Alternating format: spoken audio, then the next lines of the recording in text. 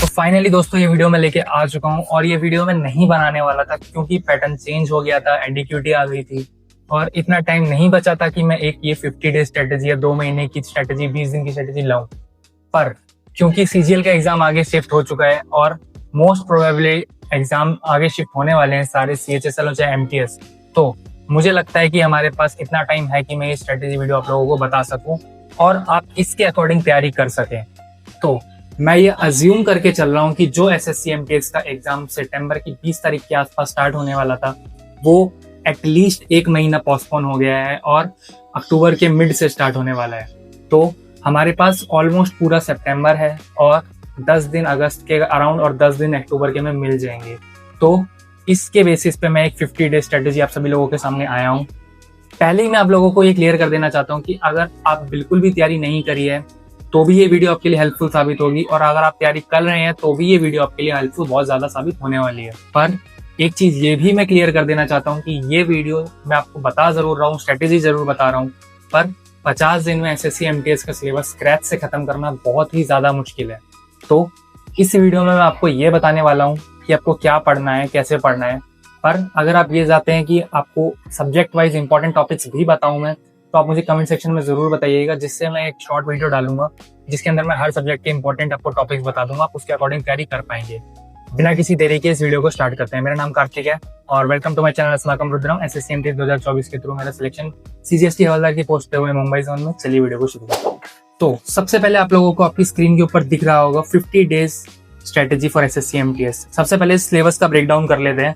तो 2 सेशन होते हैं इस एग्जाम के अंदर, सेशन 1 सेशन 2 दोनों 45-45 मिनट के होते हैं और आपको हर ये जो सेशन है इसके बीच में टाइम नहीं दिया जाता है। जब आपका एक सेशन के 45 मिनट खत्म हो जाएंगे तभी आप दूसरे सेशन को स्टार्ट कर पाएंगे और आपको इस पहले सेशन में आप जो टाइम बचाएंगे वो दूसरे सेशन में आपको इंक्लूड नहीं करा जाएगा, ठीक है ना। पहले सेशन में आपको 20 क्वेश्चन मैथ के देखने को मिलेंगे, 20 क्वेश्चन रीजनिंग को देखने मिलेंगे। इस सेशन के अंदर आपकी नेगेटिव मार्किंग नहीं होती है और हर आपको सही आंसर का 3 मार्क्स दिया जाता है। और दूसरा सेशन जो होता है उसके अंदर 25 क्वेश्चन इंग्लिश के होते हैं जो 75 मार्क्स होते हैं टोटल, और 25 क्वेश्चन जीके जीएस के होते हैं उसके भी 75 मार्क्स होते हैं टोटल। इसके अंदर नेगेटिव मार्किंग होती है, सही आंसर पे आपको 3 नंबर मिलते हैं, गलत आंसर पे आपका 1 नंबर कटता है और जो कट ऑफ बनती है वो 150 मार्क्स में से ही बनती है। तो जब आपको पैटर्न क्लियर हो गया है अगर अब ये, तो मैं आगे बात करता हूँ। सबसे पहले सेशन 1 के अंदर आपको 40 में से एटलीस्ट 12 क्वेश्चन ठीक करनी है, वो आपका क्वालिफाइंग नेचर का है सेशन 1, इसलिए कम से कम आपको 12 क्वेश्चन ठीक करने हैं। पर मैं आपको सजेस्ट करूंगा कि आपको सारे के सारे अटेम्प्ट करने हैं क्योंकि इसके अंदर नेगेटिव मार्किंग नहीं है। आपको ये वाला सेशन क्वालिफाई करना ही होगा। अगर आप ये सेशन क्वालिफाई नहीं करते हैं तो आप चाहे दूसरे सेशन में कितने भी नंबर ले आए, आप एसएससी एमटीएस के एग्जाम क्लियर नहीं कर पाएंगे। तो सबसे पहले सिलेबस का ब्रेकडाउन करते हैं, फिर मैं आपको बताऊंगा कि ऐसे कौन से चैप्टर हैं जिन पे आपको सबसे ज्यादा फोकस करना चाहिए और कम समय में आप उनको आराम से कंप्लीट कर पाएंगे। रीजनिंग के ऊपर आ जाते हैं। सबसे पहले रीजनिंग में आपका नंबर और अल्फाबेट सीरीज आ गई, कोडिंग डिकोडिंग आ गया, एनालॉजी आ गई, ऑड वन आउट आ गया, सिलोगिज्म आ गया, रैंकिंग आ गई, डायरेक्शन आ गया, नॉन वर्बल में आपका मिरर इमेज वगैरह जो आपकी वाटर इमेज बनती है वो सब आ गया, ब्लड रिलेशन आ गया और अकॉर्डिंग टू डिक्शनरी जो आपको वर्ड लगाने होते हैं वो आ गया और मैथमेटिकल कैलकुलेशंस आ गया। ये आपका रीजनिंग का पार्ट है। इसी तरीके से स्ट्रॉन्ग थ्रू करते हैं मैथमेटिक्स के सिलेबस को। तो मैथ्स के अंदर आपका LCM, HCF, average percentage, working time, profit and loss, ratio and proportion, speed time distance, SI CI, geometry, mensuration, trigonometry, DI और अलजेब्रा, डीआई यानी कि डाटा इंटरप्रिटेशन। तो ये आपका सेशन 1 का सिलेबस हो चुका है। और अगर आप बिल्कुल ही एक न्यू कमर हैं, आपने कभी रीजनिंग नहीं छुई, कभी मैथ्स नहीं छुई, तो सबसे पहले मैं आपको थोड़े बहुत चैप्टर बता देता हूँ जो आप कर पाएंगे बिना तैयारी के, ठीक है। डायरेक्शन मोस्ट प्रोबेबली अगर आपको पाइथागोरस थ्योरम आता है तो आप कर लेंगे। मैं आपको जरूर सजेस्ट करूंगा कि आप एटलीस्ट थोड़ी बहुत जो प्रॉपर्टीज और फॉर्मूले हैं वो याद कर लें, वो भी मैं आपको बता दूंगा अगर आप चाहें तो कि कौन से आपको फॉर्मूले और प्रॉपर्टीज याद करनी चाहिए। वीडियो में मैं आगे वैसे बता चुका हूँ कि आपको मैथ्स के अंदर कौन कौन सी चीजें याद करके थोड़ी बहुत जानी पड़ेंगी एटलीस्ट, ठीक है ना। तो ये आप कर सकते हैं, रैंकिंग भी आप कर लेंगे।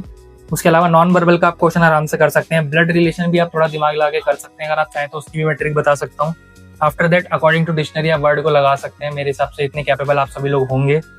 और जो मैथमेटिकल कैलकुलेशन वाला एक क्वेश्चन आएगा आपका रीजनिंग में, 1 या 2 क्वेश्चन, वो भी आप लोग कर लेंगे क्योंकि बहुत टाइम होता है। फिर मैं आप लोगों को बता रहा हूँ कि आप जो क्वेश्चन आते हैं वो तो अटेम्प्ट करिए ही करिए, पर जो नहीं आते हैं उनमें भी तुक्के लगाने बहुत ज्यादा जरूरी है। उसके बाद मैथ्स के अंदर एलसीएम, एचसीएफ मेरे हिसाब से आप सब लोग कर सकते हैं। एवरेज निकालना बहुत आसान होता है, एवरेज भी आप निकाल लेंगे। परसेंटेज आपको थोड़ा बहुत आना चाहिए। वर्क एंड टाइम का मैं फॉर्मूला आपको आगे बताने वाला हूँ। पीएनएल के लिए आपको बेसिक फॉर्मूला आना चाहिए, जो कि परसेंटेज से भी आप निकाल सकते हैं। उसके अलावा SICI थोड़ा मुश्किल कह सकता हूँ मैं, अगर आपको बिल्कुल भी मैथ्स नहीं आती। डाटा इंटरप्रिटेशन आप कर सकते हैं, वो भी इजी रहता है। और अलजेब्रा के फॉर्मूले, आइडेंटिटी अगर आपको आती है तो आप अलजेब्रा का क्वेश्चन भी कर पाएंगे। अब आ जाते हैं हमारे सेशन 2 के ऊपर। सेशन 2 में हमारा सबसे पहले इंग्लिश की बात करते हैं। तो इंग्लिश के अंदर क्या आने वाला है? Spot the error, fill in the blanks, antonym synonym spelling, idioms, one word, improvement of sentence and comprehension passage. ये सब आपको देखने को मिलने वाला है आपके इंग्लिश के अंदर, ठीक है ना। तो इसको किस तरीके से टारगेट करना है वो भी आपको मैं बताने वाला हूँ। स्पॉट द एरर और फिल इन द ब्लैंक्स और जो आपका ये इंप्रूवमेंट सेंटेंसेस के अंदर आपका ग्रामर का पोर्शन रहता है, तो आपको थोड़ा बहुत नाउन प्रोनाउन पता होना चाहिए। मेरे हिसाब से इतना बेसिक सबको आता है। अगर आप एक गवर्नमेंट एग्जाम क्रैक करने की सपना भी देख रहे हैं तो आपको इतना बेसिक पता होना चाहिए कि नाउन क्या होती है, प्रोनाउन क्या होती है। और मैं आपको पहले बता दूं, जो इंग्लिश वाला पोर्शन है आप इसको हिंदी में नहीं दे सकते हैं। भाई आपको लग रहा होगा कि बहुत ऑब्वियस बात है, पर मेरे पे कमेंट आते हैं कि ये MTS में इंग्लिश की जगह हिंदी नहीं हो सकता। तो ऐसा नहीं है, आपको इंग्लिश में ही देना पड़ेगा। जीके वाला पोर्शन आप हिंदी में जरूर दे सकते हैं, पर वो भी मैं सजेस्ट करूंगा हो सके तो इंग्लिश में दीजिए, क्योंकि इतनी इंग्लिश आपको आनी चाहिए। जीके जीएस की बात आई गई है, तो जीके जीएस के सिलेबस में आपको सबको पता ही होगा क्या आता है। हिस्ट्री, ज्योग्राफी, पॉलिटी, इको और जनरल साइंस आ गई, करंट अफेयर्स आ गए, स्ट्रेटेजी आ गई। ये थोड़ा सा वास्ट सिलेबस है, पर मैं आपको बताऊंगा कि ये कहाँ से आपको करना है और क्या करना है। उसके अलावा मैंने आपको पहले भी जैसे कहा, अगर आप चाहते हैं कि इंपॉर्टेंट आपको टॉपिक में बता दूं तो उसकी एक सेपरेट वीडियो मुझे बनानी पड़ेगी, क्योंकि ये वीडियो मुझे पता है ऑलरेडी बहुत ज्यादा लंबी होने वाली है। इस वजह से मैं आपको सजेस्ट करूंगा, आप कमेंट सेक्शन में मुझे बताइए, तो मैं शॉर्ट वीडियो में वो जरूर डाल दूंगा। बिना किसी टाइम को वेस्ट करे अब आ जाते हैं हमारे 50 डेज स्ट्रेटेजी पे, जिसको मैंने 7 हफ्तों में डिवाइड करा है बजाय 50 दिन के, क्योंकि पर डे का अगर मैं आपको सिलेबस देने लग गया तो वो बहुत ज्यादा बड़ा हो जाएगा और आप भी वो समझ नहीं पाएंगे। इसलिए सबसे पहले फर्स्ट डे मैं बताता हूँ आपको क्या। फर्स्ट डे आपको मैथ के इंपॉर्टेंट फॉर्मूलाज रखने, अलजेब्रा की आइडेंटिटी जैसे a+b का होल स्क्वायर, a+b का होल क्यूब, ये आपको बेसिक एटलीस्ट आना चाहिए। और 1/x + x का स्क्वायर, वो वाला आपको फॉर्मूला आना चाहिए, आपको दिख जाएगा जब भी आप मैथ्स के फॉर्मूले रटने बैठेंगे। तो वॉल्यूम और एरिया पता होना चाहिए आपको, पैरामीटर निकालना आना चाहिए, परसेंटेज कैसे निकालते हैं एटलीस्ट वो आना चाहिए, एवरेज पता होना चाहिए क्या होता है, मीन मीडियन मोड आपको पता होना चाहिए क्या होता है। वर्क एंड टाइम का मैं आपको फॉर्मूला बता देता हूँ। डेज इंटू में आपके कितने लोग काम कर रहे हैं वो आपका टोटल वर्क आ जाता है। जैसे कि 10 लोगों ने 10 दिन तक काम करा तो आपकी 100 वर्क यूनिट टोटल हो गई। और अगर इसी तरीके से आप क्वेश्चन करेंगे तो आप समझ जाएंगे कि ये फॉर्मूला आपको याद रखने के लिए मैं क्यों कह रहा हूँ। उसके बाद ट्रिगो के अंदर आपको बेसिक वैल्यूज आपको जो 30 डिग्री, 60 डिग्री, 0 डिग्री पे होती है वो पता होनी चाहिए। और बेसिक रिलेशन पता होना चाहिए, जैसे साइन का उल्टा क्या होता है, कॉस का उल्टा क्या होता है, और tan किससे रिलेटेड होता है, tan को कैसे बनाते हैं, P/V, ये आपको नॉर्मल पता होना चाहिए ट्रिगो के अंदर। पहले दिन आपको ये रट्टा मारना है। और रीजनिंग के अंदर आपको सबसे पहले ब्लड रिलेशन कैसे करना है, एक क्वेश्चन आपको वो पता होना चाहिए कि आपको ट्रिक क्या होती है उसकी। और स्क्वायर्स, क्यूब्स, टेबल्स और अल्फाबेट की जो वैल्यू होती है आपको वो याद करनी है। जैसे ए की पोजीशन वैल्यू 1 है, बी की 2 है। रिवर्स वैल्यू याद ना हो तो भी कोई बात नहीं। और अगर आपसे ये भी नहीं हो रहा है तो जैसे ही आपका टाइम चालू हो ABCDEFG लिखिए और उसके नीचे नंबर डाल दीजिए अपने पेपर में। इतना टाइम आप यूज कर सकते हैं इस चीज के लिए, क्योंकि इससे आपको बहुत से क्वेश्चन करने में प्रॉफिट मिलेगा। पहले दिन आपको ये सारा करना है। और अगर आपको लग रहा है कि एक दिन के हिसाब से बहुत ज्यादा है, या जो मैं आपको बताने वाला हूँ एक हफ्ते के हिसाब से बहुत ज्यादा है, तो आपको ये बात समझनी होगी कि आप एक गवर्नमेंट एग्जाम की तैयारी कर रहे हैं और आपके पास टाइम कम बचा है। ठीक है, इंसान जब तैयारी करता है गवर्नमेंट एग्जाम की तो बहुत से ऐसे लोग होते हैं कि 2-2, 3-3 साल में भी वो MTS नहीं निकाल पाते। हालांकि MTS सबसे लोअर पोस्ट का एग्जाम है मेरे अकॉर्डिंग SSC में। स्टिल अगर आपको लग रहा है कि ये बहुत ज्यादा टफ है, आपको 50 दिन में क्रैम्प करना पड़ रहा है, तो भाई आप अगले साल की तैयारी कर सकते हैं। सबसे पहले हफ्ते में आपको हिस्ट्री पढ़नी है। परमार सर का बॉम्ब शॉट चल रहा है, स्टार्ट हो चुका है। वो हिस्ट्री का टोटल मिला के 10 से 12 घंटे का लेक्चर रहने वाला है। स्टिल मैं आपको कह रहा हूँ ये पूरे हफ्ते में आपको हफ्ते के स्पैन में कंप्लीट करना है।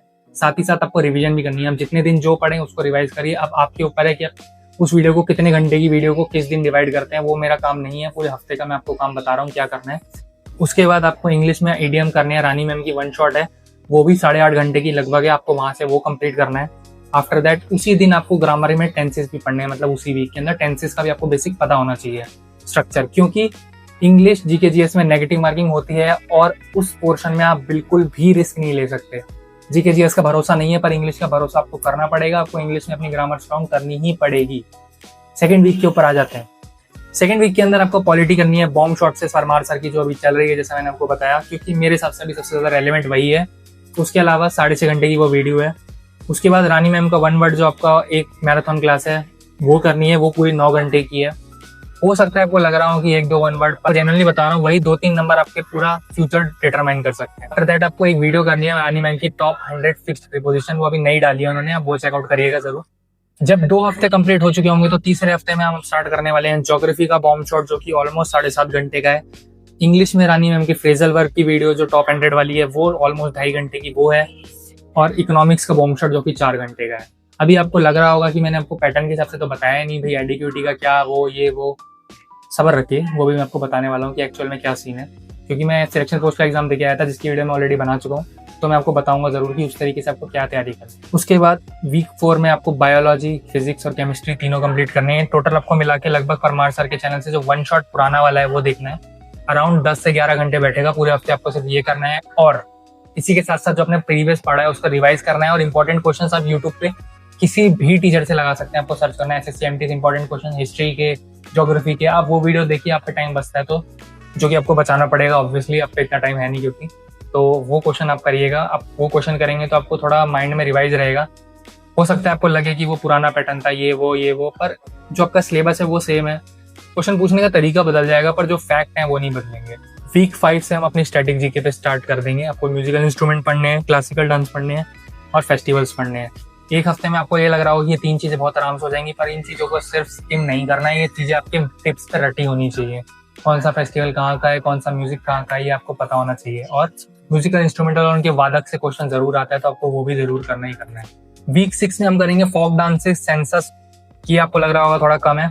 सेंसस में आपको हर तरीके के क्वेश्चन रट देने हैं। कौन सी population, urban population, rural population, educated, uneducated, sex ratio कहाँ का ज्यादा था कहाँ का कम था, सब रट देना है सेंसस में। और आपको फोक डांस जो करना है वो भी आपको टिप्स पे रटे होने चाहिए। कौन सा फोक डांस कहाँ का है और कौन सा किस ओकेशन पे करा जाता है। अगर आप ये याद कर पाते हैं तो ये आपको बहुत ज्यादा हेल्पफुल साबित होगा। इसके अलावा रानी मैम की आपको एक वीडियो देखनी है, या तो एंटोनिम वाली देख लीजिए या सिनोनिम वाली देख लीजिए। दोनों ही लगभग 11 घंटे की है। मैं एक देखने के लिए इसलिए कह रहा हूँ क्योंकि आपको एक बार वर्ड मीनिंग याद हो जाएगा तो एंटोसाइनो आप अपने आप बना पाएंगे।